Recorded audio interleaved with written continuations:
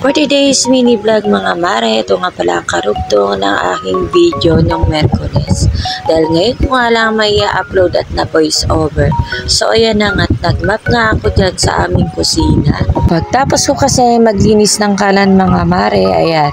Dahil medyo madumi nga ang aming sahig at nagwalis-walis nga muna ako at minap ko ng ari. Nabasa ko kasi ang sahig na yan mga mare habang naglilinis nga ako ng kalan.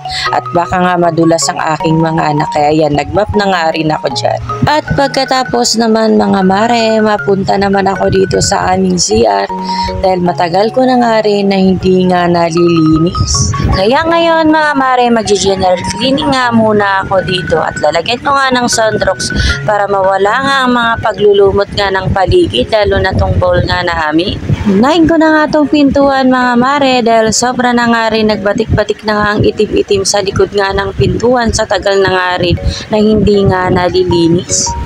Pag naliligo kasi ako mga mare bago pumasok, tamang brush lang ng konti at hindi ko nga talaga nalilinis ng maayos dahil syempre papasok pa nga ang marinyo at malilate na nga rin.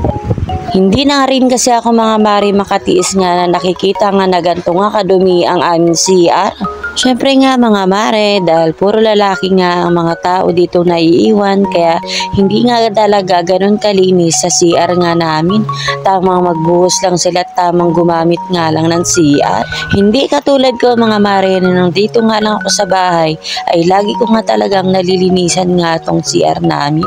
Dahil ayaw ko talaga sa lahat mga mare, yung maninilaw nga ang bowl dahil mahirap na nga itong tanggalin. Kaya ang ginagawa ko na lang mga mare, bago ako matulog sa gabi, ay binababaran ko na nga lang ng Sunrox ang bowl para nga mawala nga ang paninilaw nga nito. At syempre mga mare, ngayon lang sinipag ang mare nyo, kaya yan, pati dingding dyan ay aking kukuskusin at pati sa gripo dahil talaga naman ayan, pati mga shampoo na wala ng laman, yan, pinanguha ko na hindi marunong magtapon sa basurahan.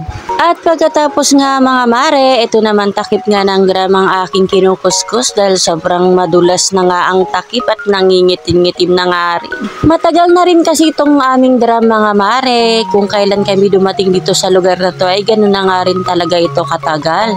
Kaya yan mga mare, lilinisan ko na nga pati nga ang loob ng drum dahil yung tubig nga namin kung hindi mo nga sasalain ay may mga lupa-lupa ngang lumalabas. Para bago ko lagyan ko ulit ng tubig mga mare ay malinis na nga yung mailalagay nga sa loob. At ayan na nga mga mare, sasahuran ko na nga siya ng tubig dyan. At syempre mga mare, pati nga rin ang tabo ay lilinisan ko na nga rin dahil malumot-lumot na nga rin at hindi na rin talaga nalilinisan ang tabo na to. Mahirap talaga maging isang nanay mga mare dahil marami talagang obligation at intindihin nga sa bahay at lalo na sa mga anak.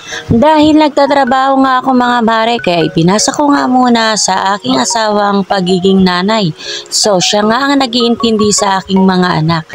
So ito na nga mga mare, tapos na nga ang paglilinis ko ng CR.